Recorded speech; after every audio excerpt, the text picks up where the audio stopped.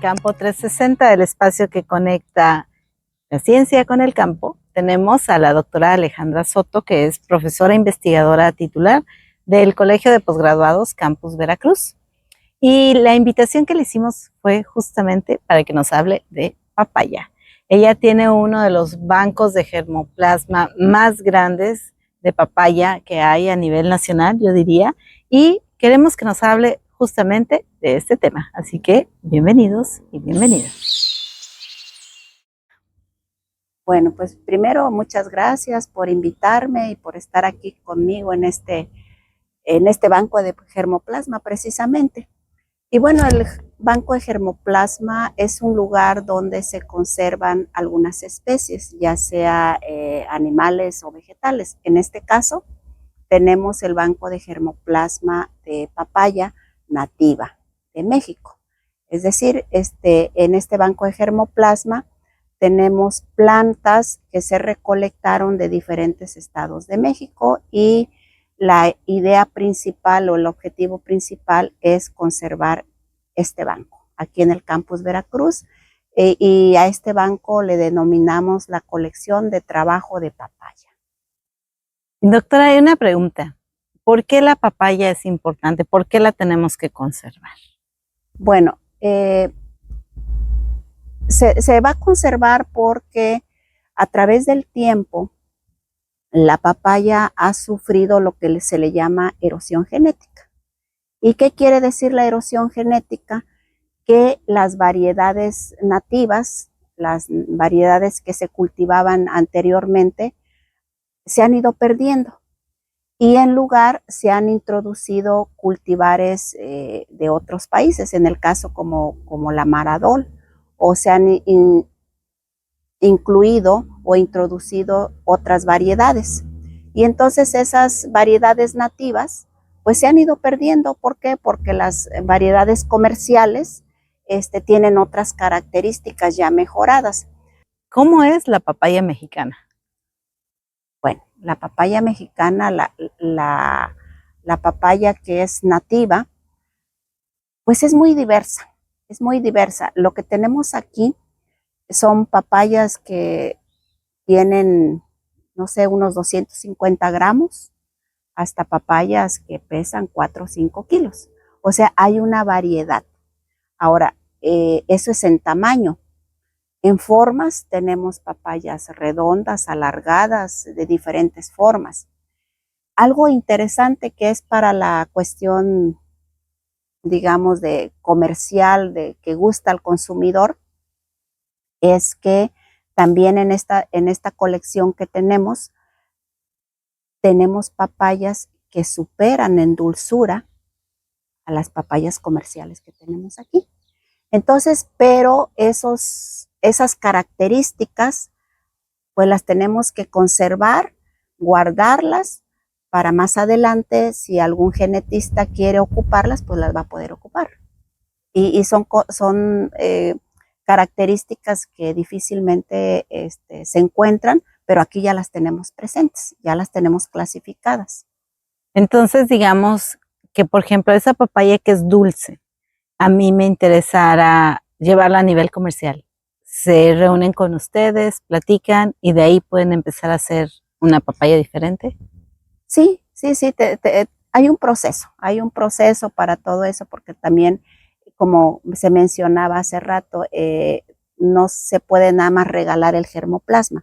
Está registrado en el SNICS, entonces tiene que haber un proceso precisamente para donar ese material.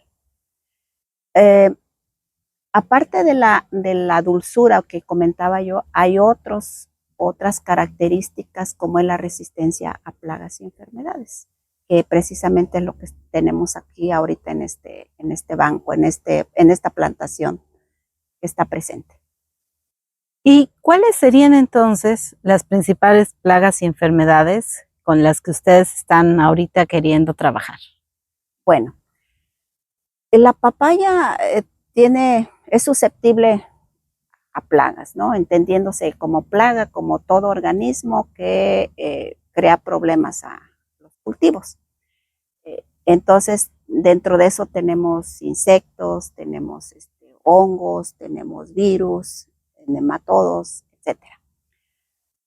Y dentro de esos, los virus es uno de los principales problemas junto con los ácaros. Hay hongos también, pero bueno, el virus es uno de los principales problemas. En función de eso, en este banco, en años pasados, estamos hablando de 2, 3 años, hicimos unos experimentos para ver de este material genético que tenemos, qué material es resistente al virus y a los ácaros. Entonces, hemos encontrado resistencia o menos susceptibilidad a estos dos agentes. Eso lo hicimos a nivel de vivero, invernadero. Entonces, lo que estamos haciendo en este momento, en esta plantación, es probar si ese material genético, esos genotipos que fueron resistentes o menos susceptibles a los virus y a los ácaros, se comportan igual aquí en campo. Y entonces es lo que estamos evaluando ahora para ver si es la misma respuesta, porque pues en invernadero las condiciones son distintas, pero en la realidad el problema es en campo. Y justamente, ¿cómo es que le hacen? ¿Vienen y le meten la plaga? ¿Cómo trabaja el científico o la Bueno, científica? primero déjame decirte una cosa. Para que el material, tenemos aquí 30 genotipos distintos. 30, ya la colección de trabajo tiene 30 genotipos que le conocemos como accesiones. Entonces, cada accesión tiene sus características distintas. Para que no se pierda ese material, cada año tenemos que hacer la renovación de ese material, primero. ¿Por qué? Porque la semilla tiene problemas de que no pierde su viabilidad muy rápido. Entonces, la forma más idónea de estar conservando es hacerlo en campo. Es decir, por medio de la extracción de semilla. Pero para que la accesión no pierda sus características originales, hacemos polinizaciones manuales con material de la misma accesión. Ejemplo, la variedad A77. La ponemos en campo, primero hacemos germinación, trasplantamos y de esa accesión vamos a tener 3 tipos de plantas, femeninas, masculinas y hermafroditas. De esas todas nos sirven, pero las ideales son las hermafroditas. ¿Por qué? Porque la hermafrodita, sus flores precisamente son hermafroditas, tienen los dos sexos y se autopolinizan. Al momento de la polinización lo cubrimos con una bolsa para que no le llegue más polen y entonces esa flor se cubre, va desarrollando, el ovario va desarrollando, se desarrolla el fruto y el fruto va creciendo en la bolsa. Entonces ahí ya no hay contaminación, ya no hay cruce de polen. Así es como conservamos ese material. Entonces, la semilla que nosotros ocupamos para subsecuentes siembras es la que viene de frutos polinizados manualmente. No polinizamos todas las flores y tenemos frutos que no son polinizados manualmente, esos no los ocupamos. No los comemos o se van, pero los regalamos o se quedan ahí en el campo, pero no los ocupamos para la conservación. Bueno, y volviendo a tu pregunta, ¿qué hacemos? ¿Cómo hacemos esa transmisión de las plagas? En el caso de los virus, en vivero o en invernadero, el virus forzosamente necesita un vector y en este caso son los áfidos. Entonces, ¿qué se hace? Primero, se verifica que se tenga una planta con el virus y para eso buscamos plantas de variedades ya comerciales que tengan el virus. Segundo, se hace una cría de áfidos. ¿Para qué? Para que ellos agarren el virus y lo transmitan. Bueno, entonces, ya que tenemos la planta infectada y los áfidos, entonces, ¿qué hacemos?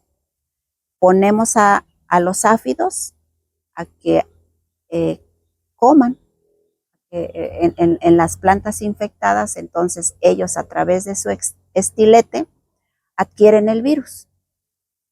Lo adquieren y entonces luego, ya una vez que se da uno cuenta que ya adquirieron el virus, lo pasamos a las plantas sanas, que son las que estamos evaluando, a todas las accesiones, pero tienen que ser plantas sanas. Y entonces también dejamos que coma el áfido, y cuando come es cuando transmite el virus, y así es como hacemos la transmisión del virus. Y los ácaros igual, los ácaros también, ponemos ácaros. En el caso, como no es transmisión, entonces nada más ponemos los ácaros y vemos ahí que empiezan a comer. ¿Por qué? Porque le van a causar un daño a la planta, van a empezar a alimentarse de las plantas sanas. Pero sí, también tenemos que hacer una cría de ácaros para que tengamos suficientes ácaros para poner a la planta. ¿Cómo me aseguro que la planta que traje es una planta masculina, una femenina o una hermafrodita? ¿Cómo sabes tú como científica cuando eliges una planta qué es? Cuando uno siembra, o sea, pone uno a germinar las semillas, pues emerge la plántula, pero no sabemos si va a ser femenina o masculina o hermafrodita. Incluso cuando se pasa a campo, no lo sabemos y empezamos a notarlo hasta que desarrolla su flor. Entonces, hasta que desarrolla su flor, ya se puede observar con la experiencia, pues dice uno, bueno, esta es hermafrodita, esta es femenina y esta es masculina, por cómo se desarrolla, por la forma, o sea, tiene sus características. Entonces, tenemos que esperar a que empiece la floración. En algún momento por ahí escuchamos que se puede ya definir el sexo sin conocer la flor, pero son unos procedimientos moleculares que todavía no están bien desarrollados y que yo creo que a través del tiempo se va a poder determinar, y no esperar hasta que salga la flor, ¿no? Hasta que se desarrolle la flor. Entonces, pues tenemos que esperar forzosamente a que se desarrolle la flor. El problema es cuando hay o puros machos o puras femeninas. No había, desde que hemos empezado con el proyecto 2010, por ahí no habíamos tenido algún problema de ese tipo, o no nos habíamos topado con detalles de esos, de que no tuviéramos flores de plantas machos. Este año ocurrió un fenómeno raro, que en una accesión tenemos puras plantas femeninas. No hay machos, no hay hermafroditas. ¿Qué vamos a hacer? Como se trata nada más de conservar, que no es otro, entonces volvimos a sembrar volvimos a sembrar semillas para tener plantas, y esperemos que dentro de esas plantas pues haya heterogeneidad, ¿no? Si sale una hermafrodita, o si sale una femenina y una masculina, con eso es suficiente. Pero si no, tenemos que volver a hacerlo. Entonces, ese es, en la naturaleza, con estas accesiones que son nativas, se supone que hay esa heterogeneidad y que debería de haber de todo. Pero algo pasó, que es algo que investigar, y bueno, en este banco tenemos un listado de cosas que hay que investigar, y este es uno de ellos. Entonces la voy a poner en la lista a ver qué resulta. Pero sí es importante que tengamos esas plantas, porque si no se pierde. ¿Cómo se conserva la semilla de la papaya? porque hemos visto, ¿no? Cómo podemos conservar un maíz, ¿no? Pero la semilla de la papaya. Esa es una de las cosas que están en la lista. Y por eso tenemos ese problema no problema, sino más bien por eso tenemos esa actividad de estar sembrando frecuentemente. ¿Por qué? Porque en este tiempo que estamos con el banco, lo que hacemos es cosechamos la semilla y la guardamos en bolsas de papel. Esas bolsas son trilaminadas que tienen como una cubierta de aluminio adentro y las guardamos a temperatura ambiente, y a temperatura ambiente comento que pues es en el laboratorio, generalmente está el aire acondicionado a 24, 22 grados centígrados, entonces digamos estamos a esa temperatura, pero la semilla no dura más de un año y tenemos mucha variabilidad dependiendo de la accesión. Hay accesiones que tienen 3, 4 meses y ya la viabilidad va decayendo. Otras accesiones, la viabilidad pues dura más. Pero entonces todavía no tenemos una forma como para decir, a ver, la vamos a conservar en frascos y la vamos a meter a tantos grados de temperatura, etcétera. No. Dentro de los planes está manejar temperatura y humedades relativas, pero igual necesitamos por ahí gente que si ve esta parte, esta plática, que se interese en conservar la semilla, pues bienvenidos. En hacer todos los experimentos para determinarlo. Normalmente los productores, ¿cómo le hacen? ¿O compran semilla comercial? Sí, hablando desde el punto de vista comercial, los productores tienen que asegurar primero que su plantación sea arriba del 80% o 85% de plantas hermafroditas. Los machos, olvídense. Entonces, y para asegurar eso, y el resto tiene que ser femeninas.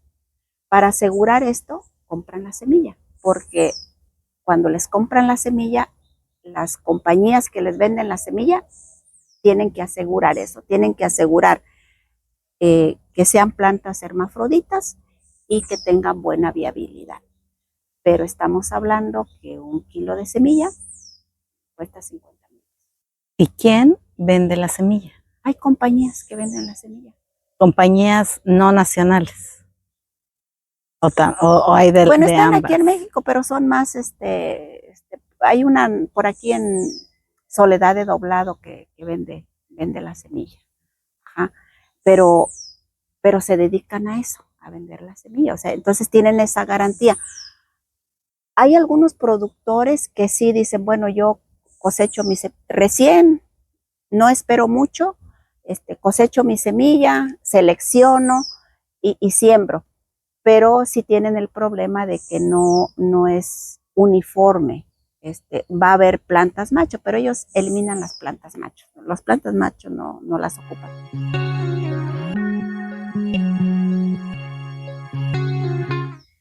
Doctora, ¿y me puedes platicar qué es lo que nuestros podescuchas están viendo aquí? ¿Qué es lo que tenemos aquí a tu lado, digamos a tu mano izquierda? Del lado izquierdo está solamente la conservación del germoplasma. Lo vamos a ocupar para polinizar las flores y obtener la semilla. Esa es conservación, nada más conservación. Entonces, de este lado tenemos 24 accesiones. Del lado derecho tenemos 6 accesiones, que son las accesiones que fueron resistentes o menos susceptibles al virus y a los ácaros. Entonces, del lado derecho vamos a ver, vamos a evaluar el comportamiento del virus y de los ácaros en campo y en condiciones naturales. para ver cómo responde la planta, porque bueno, allá en vivero respondió bien, pero vamos a ver cómo está. Entonces, por eso tenemos dos parcelas, digamos. Cuando hablas de accesiones para aquellos amigos podescuchas que no tienen como mucho acercamiento a esta parte de la ciencia, ¿a qué te refieres? Bueno, la accesión es un genotipo, no es una variedad, en este caso es un material que se recogió en alguna localidad de algún estado, y entonces esa accesión tiene lo que se le conoce como datos pasaporte. Los datos pasaporte implica la fecha de recolección, quién lo recolectó, eh, eh, la ubicación de la recolección. En el caso de que se hubiera recolectado en un traspatio, en alguna vivienda, eh, a la persona se le preguntó si la siembra seguido, para qué la usa, o sea, más información. Entonces, cuando tiene toda esa información, se registra en esto que se le llaman datos pasaporte, y ya se tiene en el banco con toda esa información. Si no, no se le considera como una accesión porque no se tienen los datos. Entonces, en estas tenemos las 30 accesiones y tienen toda esa información. Y lo que buscas con todos esos datos pasaporte es que sepas de dónde vino y como que quieras investigar su origen, o para qué para qué les sirve a ustedes como científicos saber toda esa información. Bueno, primero hicimos un trabajo hace mucho que está publicado y que ha sido pues un trabajo exitoso para conocer la distribución de la papaya. Entonces, esa distribución o esos datos pasaporte nos ayudan a ver dónde hay papaya, dónde crece, incluso hasta en lugares que no pensábamos que existía la papaya. Entonces, ¿cómo cuál? Por ejemplo, en lugares como donde hace frío. Otra cosa también que nos ayuda es saber los usos. Que uno piensa que pues la papaya nada más se come así, en fresco, ¿no? Y ya. Entonces, la gente, esas papayas que comentaba yo que son de tamaño pequeño, redondas, las ocupan para hacer dulces en la época de muertos, por ejemplo, allá por el estado de Hidalgo o el norte de Veracruz. Las hacen en conserva, para ablandar carne, en fin, también para eso nos sirve. ¿Cuánto tiempo vive una planta de papaya en producción? O sea, cuando alguien produce, ¿y cuál es el centro originario de la papaya? O sea, la papaya, ¿de dónde surge? Bueno, el centro de origen de la papaya es de Centroamérica y de la parte sur de México. Entonces, por eso le decimos papaya nativa, ¿no? Porque nosotros somos centro de origen. Y la que tenemos es precisamente, tenemos varias accesiones que son del sur, pero nosotros somos centro de origen. Pero principalmente el sur de México. Ahora, las variedades comerciales, pues una planta puede estar en producción desde un año, año y medio. Si tú la dejas, la papaya puede seguir produciendo. Pero ¿qué pasa?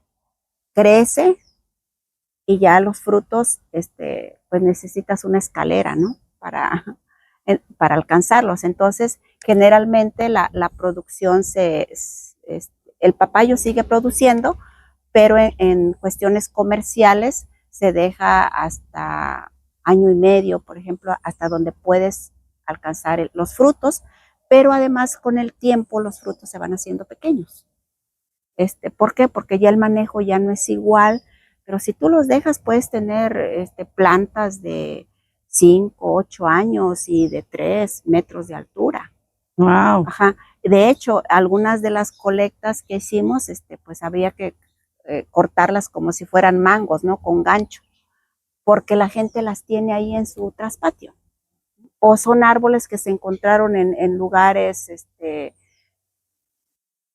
silvestres, en áreas silvestres, y que ahí estaban las plantas y nadie les ponía atención, y bueno, pues por ahí se recolectó. ¿Y no se puede podar? Fíjate que buena pregunta, me gusta esta pregunta porque te voy a comentar. Tuve la oportunidad de ir a Japón el mes de marzo, marzo de este año, y tuve oportunidad de ver que los japoneses cultivan en invernadero a la papaya. No produce en áreas grandes, es más como para un consumo más de tipo medicinal, pues que la papaya sirve para cuestiones estomacales, pues me compro una papaya, pero no es más de tipo medicinal, Entonces, curiosamente, ellos sí podan. Entonces tienen plantas hasta de 7 años, 9 años, y las podan en los invernaderos, tienen sus invernaderos, pero yo creo que aquí como la forma de producción que tenemos y que la gente consume mucha papaya, entonces como que ahorita necesitamos ver la viabilidad, ¿no? De podarlas. Otro tema. Otro tema para la lista. Pero sí se da, fíjate, en Japón sí se da. Entonces, tienen plantas con 3, 4 ramas, hacen té también de la hoja, cosa que no hacemos nosotros. Lo que tienen ellos es de que no aplican plaguicidas. Entonces aprovechan la papaya, o sea, el fruto, y aprovechan la hoja para hacer té. Pero sí es algo que está en la lista, puede estar en la lista para investigar. Sí, porque finalmente, bueno, pues el costo de la semilla, dices, es caro, ¿no? Y una alternativa sería prolongar esa reinversión 1 o 2 años más, ¿no? Ahora, otra cosa también que aquí en México no se da es el consumo en verde como ensalada. También Japón lo come, pero está más arraigado en Tailandia. Ahí yo ya no experimentalmente, personalmente ya probé la ensalada de papaya, y la hice también. En una ocasión en un simposio, en un evento internacional de papaya que se hizo en Yucatán en 2017, hicieron ensalada de papaya, y bueno, ¿y cómo? Pues en verde, o sea, tiene que estar verde, no tiene que estar madura ni rayada, tiene que estar verde. Y me llamó la atención, pedí la receta, me la dieron, la busqué en internet, y en 2 ocasiones pedí que me dieran unas papayas verdes, hice la ensalada, la di a probar, sabe a jícama. Ajá. Pero también es algo que hay que investigar. ¿Por qué? Porque la papaya pues tiene papaína, y algunos podrían ser alérgicos a papaína. Probablemente Tailandia tiene variedades específicas para comérselas así verdes, ¿no? A lo mejor menos papaína, no sabemos, pero de que se comen verde, se come. No, pues aquí tienes tiempo y posibilidades de hacer mucha ciencia, ¿no? Definitivamente, no lo dudo. Y te digo, tengo un listado enorme. Pues ha sido todo un viaje venir a ver las papayas, y no olviden suscribirse a Campo 360, y si este capítulo les parece interesante, compártanlo con alguien que ame el campo tanto como nosotros. Nos vemos en el próximo episodio. Adiós.